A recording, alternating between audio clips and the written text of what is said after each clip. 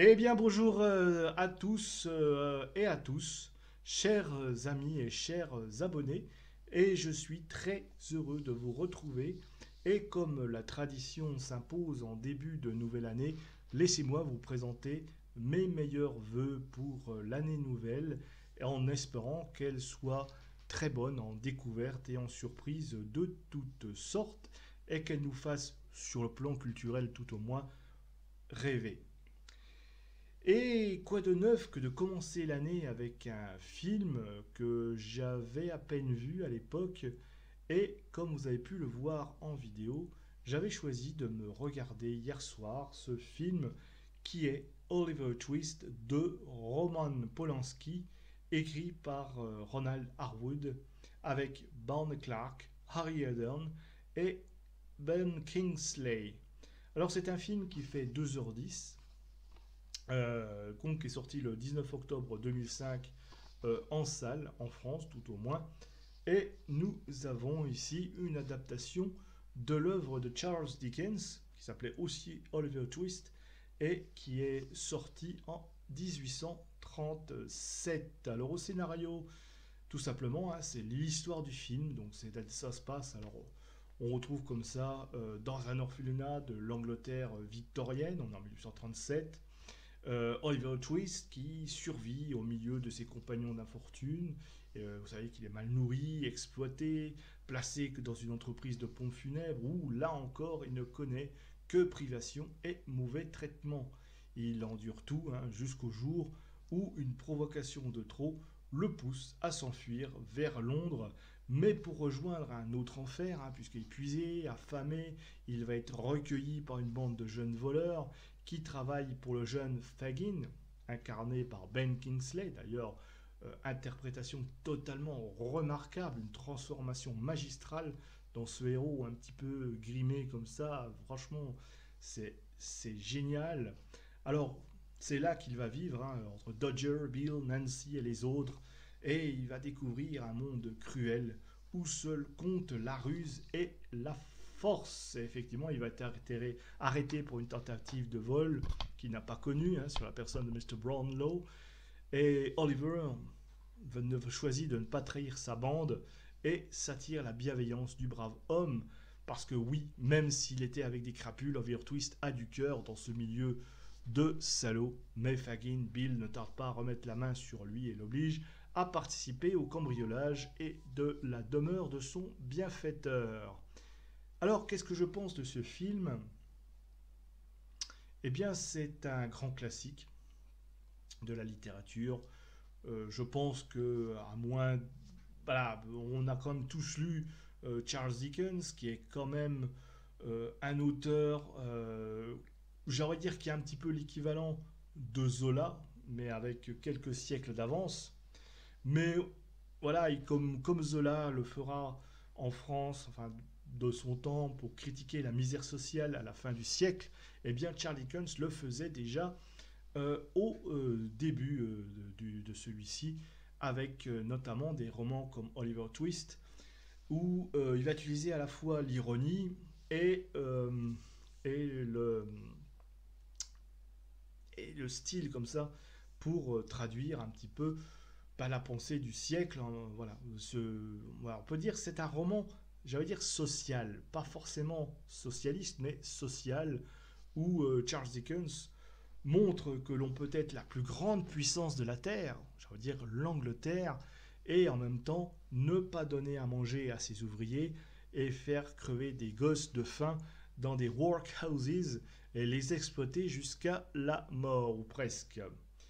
Franchement, Roman Polanski, il arrive avec ce film euh, à faire quelque chose qui garde, on va dire, l'essentiel du livre sans le dénaturer.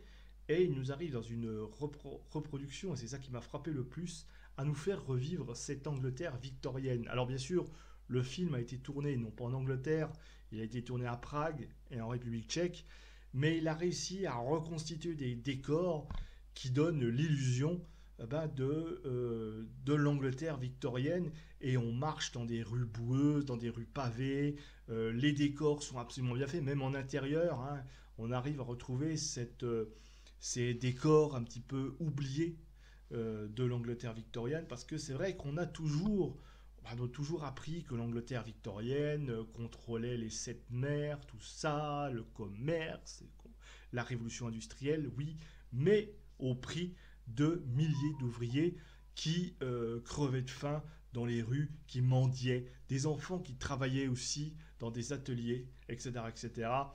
Attention, hein, la situation n'était pas meilleure en France, hein, puisque je rappelle aussi que Paris, ville lumière au XIXe siècle, dans les années 1830, c'était un tas de merde, il faut le dire la vérité.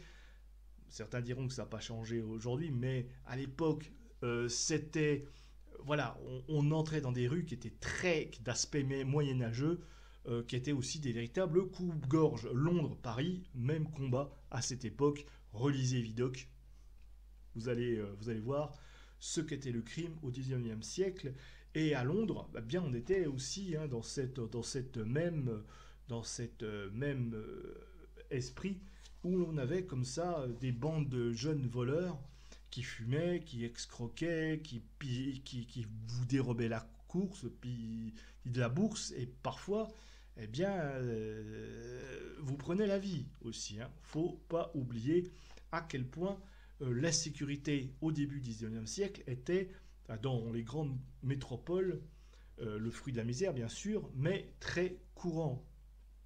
Et je trouve que non seulement le livre Oliver Twist reprenait bien cette idée, mais Roman Polanski eh bien, arrive à nous rendre ce sentiment, cette ambiance générale, et quasiment faire un témoignage d'époque avec ses reproductions incroyables. Le gosse joue magnifiquement bien. Alors, le gosse, il s'appelle... j'ai oublié le nom d'ailleurs. C'est... Merde. Oui, Barney Clark, il joue, voilà, Barney Clark de son nom, il joue très très bien, et franchement, c'est un régal à le voir jouer. On a vraiment l'impression d'avoir ce Oliver Twist plus vrai que nature sur notre écran. Alors, il faut savoir que Roman Polanski, pour faire ce film, savait pas trop ce qu'il allait pouvoir tourner juste après avoir fait Le Pianiste. Et il a eu cette idée comme ça de réaliser un film pour ses enfants, parce qu'il s'intéressait à son travail et il avait jusqu'alors traité des sujets qui ne le parlaient pas vraiment. Et comme il leur lisait un peu des histoires chaque soir, avant qu'ils s'endorment, et il savait comment les faire rêver. Et c'est pour ça qu'il a choisi cette histoire de Oliver Twist, une histoire qui est capable de séduire les enfants et de les captiver. Et toute la force de ce film, c'est non seulement de faire un film qui va s'adresser aux enfants, mais en même temps aux adultes, et puis aussi de faire une vraie œuvre de cinéma, on va dire, d'histoire, où les images, eh bien, nous accompagnent dans une autre ambiance, dans un autre temps. Et on y croit vraiment. Et c'est vrai qu'on se laisse emporter par cette histoire. Hein. Oliver Twist, c'est quand même un parcours initiatique, un apprentissage social, un apprentissage de la vie, mais aussi une saga romantique très très belle, qui s'écoule quand même dans une époque fascinante. Hein. C'est comme l'Angleterre victorienne, mais où le pire côtoie le meilleur. Hein. Je veux dire, nous aussi en France, on a connu ça bien sous la Restauration, on a connu ça aussi sous le Second Empire. Il y avait deux aspects de la balance, la fête impériale et puis aussi la misère, mais encore plus présent sous la Restauration. Ce qui manque un petit peu peut-être dans le film, on le sent moins que dans le roman de Dickens toutefois, c'est le sens de l'ironie de Charles Dickens, qui n'est pas trop présent dans dans le film de Roman Polanski. Ça c'est peut-être le reproche que je peux lui faire, c'est qu'il adapte très bien l'œuvre de Dickens, mais il ne va pas y mettre le petit point d'ironie en plus. Et ça c'est dommage.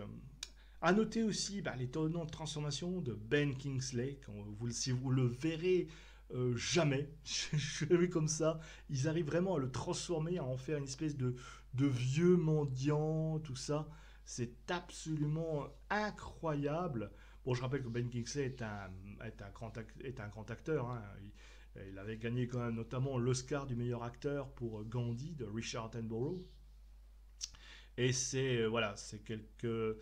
Voilà, il avait joué avec Roman Polanski, je crois qu'il est dans La jeune fille à la mort, donc il le connaissait bien, mais franchement là il nous livre une prestation qui est absolument incroyable. Donc voilà, petit film à se voir comme ça en début d'année. Si vous voulez rêver, enfin rêver, oui, voilà, vous évader tout au moins, eh bien je vous conseille euh, Oliver Twist de Roman Polanski, en faisant fi un petit peu de tout ce que l'on peut lire sur Polanski. Nous nous intéressons ici qu'à l'artiste et à ses œuvres.